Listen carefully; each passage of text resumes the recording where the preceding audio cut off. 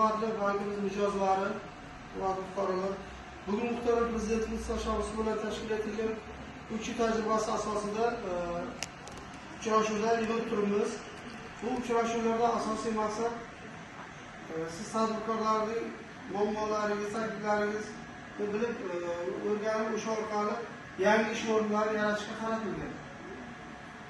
Marhamat, bunda qanday savol va takliflar bo'lsa aytishlaringiz mumkin. Marhamat.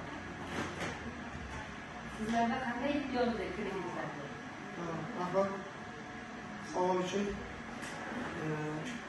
Hurmatli fuqarolar, bizda bankimizga biriktirilgan mahallalarda o'zini o'zi band qilish orqali ajratiladigan mikroqarz kreditlarimiz mavjud.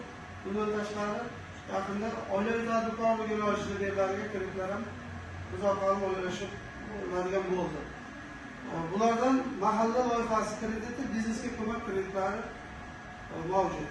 Mahalla loyihasi krediti 5 yil muddatga 2 yil imtiyozli davrida 25% ustama to'lash sharti bilan beriladi.